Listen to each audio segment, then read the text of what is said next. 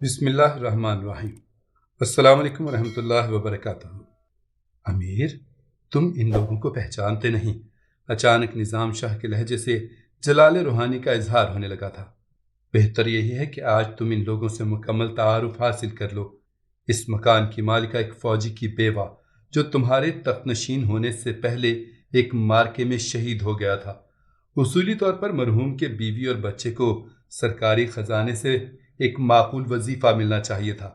اس سے بڑی وطن کی خدمت اور کیا ہوگی کہ ایک شخص غزنی کی سرحدوں کی حفاظت کرتے کرتے اپنی جان سے گزر گیا۔ ابھی نظام شاہ کی بات مکمل ہونے نہیں پائی تھی کہ امیر سبکتگین گھبرا کر بول اٹھا، شیخ، یہ امیر ملکہ تگین کے دور کا واقعہ ہے۔ میں جانتا ہوں، نظام شاہ نے اسی پرجلال لہجے میں کہا، مگر تمہارا جرم یہ ہے کہ تم اپنی مملکت کے جان نثاروں سے بے خبر کیوں رہے؟ میں اس کا ازالہ کر دوں گا شیخ۔ امیر سبکتگین بہت زیادہ شرمسار نظر آ رہا تھا۔ آپ تو جانتے ہیں کہ میں کیسے کیسے داخلی ہنگاموں میں الجھا ہوا ہوں۔ اس کا وقت گزر چکا امیر، نظام شاہ نے بے نیازانہ لہجے میں کہا۔ اب یہ عورت بے سہارا نہیں، میری بہن ہے، حقیقی بہن کی طرح، اور یہ اس کا بچہ ہے احمد سالار، جو مجھے اپنے بیٹے کی طرح عزیز ہے، اور وہ نگار خانم ہے، میری بہت چہیتی اور لاڈلی بیٹی۔ یہ سب میرے وارث ہیں اور میں اللہ کی طرف سے ان کا کفیل ہوں۔ یہ کہہ کر نظام شاہ کچھ دیر کے لیے خاموش ہو گئے۔ امیر سبکتگین حیرت و سکوت کے عالم میں اس طرح بیٹھا تھا کہ اس کی پلکیں تک نہیں جھپک رہی تھیں۔ شیخ کے انکار نے ایک بار پھر امیر غزنی کو مایوس کر دیا تھا، اور غزنی کا فرما روا خوب جانتا ہے کہ نظام شاہ کے وارث کسی کی بخشی ہوئی خیرات یا عطیات سے اپنے شکم کی آگ نہیں بجھاتے۔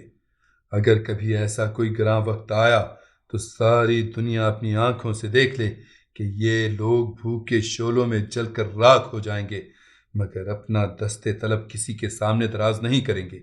امیر سبکتگین نے پہلی بار نظام شاہ کو اس قدر جلالی کیفیت میں دیکھا تھا۔ فرما روائے غزنی کو محسوس ہوا کہ جیسے اچانک زمین ہل رہی تھی اور ایک تند و تیز زلزلہ سا آ گیا ہے، جس کی زد میں اس کا خود اپنا جسم بھی ہے۔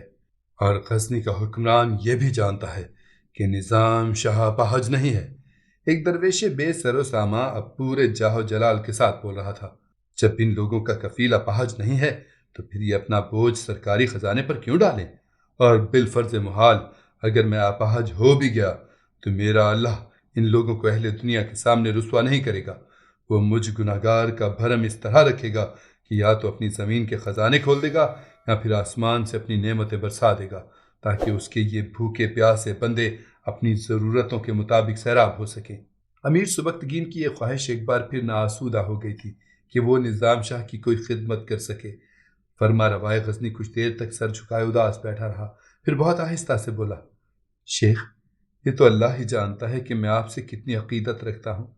جب سید امیر علی شاہ خواب میں تشریف لائے تھے اور مجھ سے فرمایا تھا کہ میرے ہوتے ہوئے ان کے محبوب نظام شاہ پر غزنی میں کیا قیامت ڈھائی جاتی رہی ہے، تو میں اس دن سے گزشتہ شب تک چین کی نیند نہیں سو سکا ہوں۔ شاید آج رات سکون سے سو سکوں کہ میں نے سردار تبریز کو دار پر کھینچ دیا ہے۔ امیر سبکتگین کا خیال تھا کہ شیخ اس خبر کو سن کر بہت خوش ہوں گے، مگر خلاف توقع اس نے نظام شاہ کو اداس پایا۔ افسوس، نظام شاہ نے ایک آہ سرد کھینچی۔ وہ پیدائشی طور پر ایک گدھ تھا، اس لیے اپنے ہاں صحیح طاقت کا اندازہ نہ کر سکا اور غلطی سے عقابوں کے دائرہ پرواز میں داخل ہو گیا۔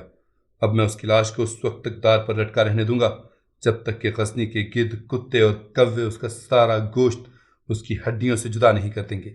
یہ کہتے کہتے امیر سبکتگین کے چہرے پر نفرت و غضب کا گہرا رنگ نمایاں ہو گیا تھا۔ ہرگز نہیں، ہرگز نہیں، نظام شاہ یکایک وحشت زدہ نظر آنے لگے۔ امیر سبکتگین نے حیرت سے دیکھا کہ شیخ کا زرد مگر روشن و تابناک چہرہ اچانک دھواں ہو گیا۔ بس بہت ہو گیا، بس بہت ہو گیا، اس سے زیادہ جائز نہیں۔ واحد القہار کے جلال و جبروت کی قسم، اس سے زیادہ کسی مسلمان کے لیے جائز نہیں۔ نظام شاہ ناقابل بیان اذیت کا شکار نظر آ رہے تھے۔ امیر، مجھے اسی وقت سردار تبریز کے پاس لے چلو، مجھے جانا ہی پڑے گا، ہاں ہاں، مجھے جانا ہی پڑے گا۔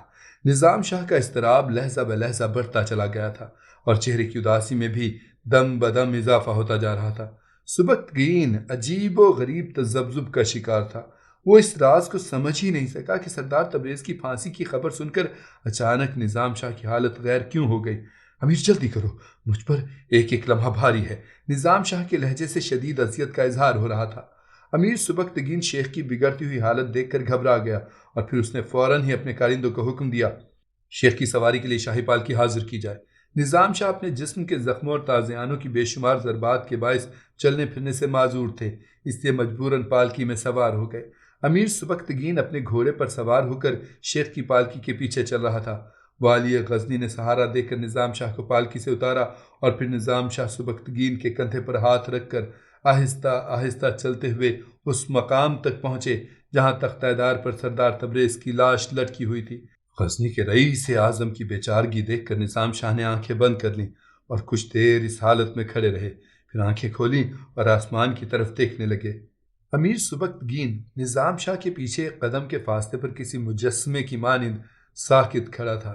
اے اللہ، تیرا یہ حقیر نظام شاہ تیری تسبیح بیان کرتا ہے، تیرے قہر سے پناہ مانگتا ہے اور ہر حال میں تیرے رحم کا طلبگار ہے۔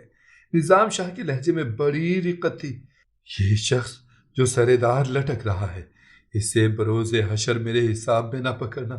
اے اللہ، تو حاضر و ناظر بھی ہے اور علیم و خبیر بھی۔ میں نے سردار تبریز کو معاف کر دیا، اس کی طرف میرا کوئی قرض نہیں ہے، سو تو بھی اسے معاف کر دے کہ تو انسانی اندازوں سے بڑھ کر معاف کرنے والا ہے۔ عجیب و غریب دعا تھی جسے سن کر امیر سبکتگین کے جسم پر بھی لرزہ طاری ہو گیا تھا۔ اپنے بدترین دشمن کے حق میں دعائے مغفرت کرنے کے بعد نظام شاہ فرما روائے غزنی سے مخاطب ہوئے، امیر، اس مقہور و معتوب شخص کی سزا پوری ہو چکی۔ سردار تبریز نے تمہارا تخت اقتدار الٹنا چاہا، تم نے اس کی بساط حیات الٹ دی۔ عام طور پر ایک باغی کی سزا یہی ہوتی ہے، اس سے زیادہ نہیں۔ امیر سبکتگین نے حیرت سے نظام شاہ کی طرف دیکھا، شاید وہ شیخ کی گفتگو کا مفہوم نہیں سمجھا تھا۔ یاد رکھنا کہ اللہ ایک مسلمان کی لاش کی تشہیر کو پسند نہیں کرتا، نظام شاہ نے رک رک کر کہا۔ ان کے لہجے سے اندرونی کرب کا اظہار ہو رہا تھا۔ سردار تبریز کے اعمال کچھ بھی ہوں، مگر وہ اسلام کے دائرے سے خارج نہیں تھا۔ شیخ، شاید آپ نہیں جانتے کہ سردار تبریز نظام اسلام کے نفاذ کو پسند نہیں کرتا تھا۔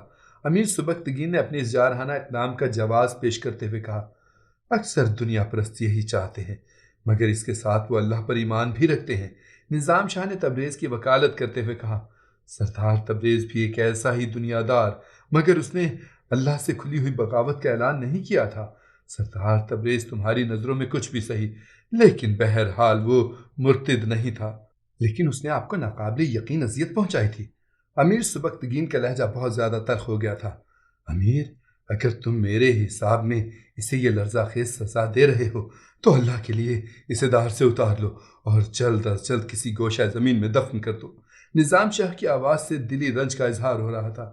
تم خوب جانتے ہو کہ میں نے اسے معاف کر دیا، اب میرا اس کی طرف کوئی قرض نہیں ہے۔ ایک درویش کی کشادہ دلی اور اعلیٰ ظرفی کا یہ مظاہرہ دیکھ کر امیر غزنی حیران و پریشان نظر آ رہا تھا۔ امیر، بالفرض اگر یہ کافر بھی تھا تو اسے مرنے کے بعد اس طرح رسوا نہ کرو۔ مختصر سے سکوت کے بعد نظام شاہ دوبارہ سبکتگین سے مخاطب ہوئے، تم تو جانتے ہو کہ اسلام ایک پاگل کتے کو بھی اذیت کے ساتھ قتل کرنے کا حکم نہیں دیتا، پھر یہ تو انسان تھا۔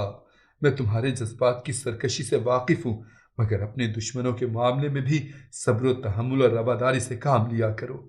شیخ، میں آئندہ آپ کی نصیحت پر عمل پیرا ہونے کی کوشش کروں گا۔ امیر سبکتگین کچھ شرمسار نظر آ رہا تھا۔ اسے میرے سامنے ہی دفن کرو تاکہ مجھے ذہنی سکون حاصل ہو جائے۔ پہلی بار سبکتگین نے محسوس کیا کہ نظام شاہ کے لہجے میں ایک التجا سی پوشیدہ تھی۔ تھوڑی دیر بعد ہی سردار تبریز کو مسلمانوں کے عام قبرستان میں دفن کر دیا گیا۔ اگرچہ نظام شاہ کسی سہارے کے بغیر کھڑے ہونے کے قابل نہیں تھے، پھر بھی انہوں نے اپنے آپ پر جبر کر کے سردار تبریز کی نماز جنازہ پڑھائی اور تدفین کے بعد اس کی قبر پر بآواز بلند فاتح خوانی کی۔ اے اللہ، تیرا کوئی شریک نہیں اور تیرے سوا کوئی معبود نہیں، تجھے ہر شے پر مکمل اختیار اور قدرت حاصل ہے، تو جسے چاہے بخش دے اور جسے چاہے عذاب علیم دے۔ سردار تبریز بھی تیرا ایک بندہ تھا اور تو ہی جانتا ہے کہ تو اس کے ساتھ کیا سلوک کرے گا، مگر میں تجھ سے تیرے رحم کی بھیک مانگتا ہوں، میرے معاملے میں سردار تبریز کی گرفت نہ کرنا۔ اس کے بعد نظام شاہ پالکی میں بیٹھ کر سردار تبریز کے مکان پر گئے، اس کے بیوی بچوں اور سارے خاندان سے تعزیت کی اور نگار خانم کے پاس واپس چلے گئے۔ غزنی کے در و دیوار پر ایک دہشت سی طاری تھی۔ سردار تبریز کی لرزہ خیز موت اور ابو مسلم کی خودکشی ان لوگوں کو خوفزدہ کر رہی تھی جن کے دل و دماغ امیر سبکتگین کی طرف سے صاف نہیں تھے۔ ان مسلسل واقعات سے سبکتگین کو بہت بڑا سیاسی فائدہ حاصل ہوا تھا اور آئندہ کے لیے کسی مسلح بغاوت کا امکان باقی نہیں رہا تھا۔ شہر کی فضا پرسکون ہوئی اور نظام شاہ صحت یاب ہو گئے تو ایک دن نگار خانم نے ان سے کہا، بابا، میں نہیں چاہتی کہ آپ رات رات بھر ہم لوگوں کے لیے مزدوری کریں اور پھر دن بھر ریاضت و عبادت کر کے اپنے آپ کو تھکا ڈالیں۔ پھر نظام شاہ نے حسب عادت مسکراتے ہوئے کہا، آخر اس مسئلے کا کیا حل ہے؟ شاید آپ واقف نہیں ہیں کہ میں نے اپنی آسائش کے زمانے میں بیکار وقت گزارنے کے بجائے بہترین جنگی تربیت حاصل کی ہے۔ نگار خانم بہت پرجوش لہجے میں بول رہی تھی، میں غزنی کے کسی بھی ماہر شمشیر زن مرد کی طرح مقابلہ کر سکتی ہوں اور آپ دیکھیں گے کہ انشاءاللہ میں اس مارکے میں غالب رہوں گی۔ میں جانتا ہوں کہ اللہ میری بیٹی کو ہر مارکے میں سرخرو کرے گا، مگر ایک مسلمان عورت کے لیے ضروری ہے کہ وہ میدان کارزار میں مردوں کے دوش بدوش لڑنے کے بجائے خانہ داری کے محاذ پر بھرپور جنگ کرے۔ نظام شاہ نے بہت محبت سے نگار خانم کو سمجھانے کی کوشش کی، بابا، میں مردوں کے شانہ بشانہ لڑنے کی بات نہیں کر رہی ہوں۔ نگار خانم نے اپنے مقصد کی وضاحت کرتے ہوئے کہا، میری خواہش ہے کہ میں غزنی کی خواتین کی فوجی تربیت کروں، اس طرح اگر کبھی ہماری مملکت پر کوئی برا وقت آ پڑے تو شہر کی یہ نرم و نازک اور مجہول سی آبادی دشمنوں کے خلاف مزاحمت کر سکے۔ میں اس سلسلے میں امیر سبکتگین کی اجازت چاہتی ہوں۔ فرما روائے غزنی آپ کی بہت تعظیم کرتے ہیں، اس لیے مناسب سمجھے تو امیر سے میری سفارش کر دیں۔ اگر میری تجویز مان لی گئی تو اس گھر کا اقتصادی مسئلہ بھی حل ہو جائے گا اور میں بیکاری و تنہائی کے اس حصار سے بھی نکل جاؤں گی۔ میں امیر غزنی سے اس سلسلے میں کوئی بات نہیں کروں گا، نظام شاہ نے جواب میں کہا، تم خود کہہ کر دیکھ لو، مگر مجھے امید نہیں کہ سبکتگین اس تجویز کو مان لے۔ تمہارے جذبات یقیناً صادق ہیں، لیکن یہاں کا موسم سازگار نہیں۔ کچھ دن بعد بہت مشکل سے سبکتگین نے نگار خانم کو شرف بازیابی بخشا۔ امیر غزنی اسد شرازی کی بیٹی کی آمد سے الجھ کر رہ گیا تھا۔ اس کا خیال تھا کہ نگار خانم غربت و مجبوری کی زندگی سے اکتا گئی ہے، اس لیے کوئی رعایت طلب کرنے آئی ہے۔ مگر جب اس کم عمر دوشیزہ نے اپنی عجیب و غریب تجویز پیش کی تو کچھ دیر کے لیے ایک جانباز حکمران سکتے میں رہ گیا۔ آج تک غزنی کی کسی عورت نے اس انداز سے نہیں سوچا تھا۔ سبکتگین کو نگار خانم کی یہ تجویز بہت پسند آئی تھی، مگر فوراً ہی اس کے ذہن میں کچھ اندیشے اور وسوسے ابھرنے لگے تھے۔ پھر اس نے ایک فرما روا کے لہجے میں نگار خانم کو مخاطب کرتے ہوئے کہا، ابھی غزنی کے مرد اتنے کمزور نہیں ہوئے ہیں کہ وہ ملک کے دفاع کے لیے اپنی عورتوں کا سہارا لیں۔ امیر محترم، مجھے افواج غزنی کی شجاعت و جان نثاری پر پورا بھروسہ ہے۔ نگار خانم کا لہجہ شائستہ بھی تھا اور اعتماد سے بھرپور بھی۔ میں تو محض مستقبل کے خطرات کے پیش نظر عرض کر رہی ہوں کہ معمولی سی محنت کے بعد فوجیوں کی دوسری قطار بھی بنائی جا سکتی ہے۔ اگرچہ یہ قطار نسبتاً کمزور ہوگی، لیکن دشمن اتنی آسانی سے اس دیوار کو مسمار نہیں کر سکے گا۔ تم میرا قیمتی وقت برباد نہ کرو۔ ہاں، اگر تم حکومت سے کسی مالی رعایت کی طلبگار ہو تو میں بطور خاص تمہارے لیے وظیفہ جاری کر سکتا ہوں۔ امیر غزنی کا تحقیر آمیز جواب سن کر نگار خانم کے شگفتہ چہرے پر غیرت و خودی کی سرخی نمایاں ہو گئی۔ امیر غزنی کا صاف انکار سن کر نگار خانم کا رد عمل کیا تھا؟ کیا نظام شاہ اپنی بیٹی کی سفارش لے کر امیر غزنی کے پاس حاضر ہوئے؟ یہ سب جاننے کے لیے داستان کا اگلا حصہ ملاحظہ فرمائیے۔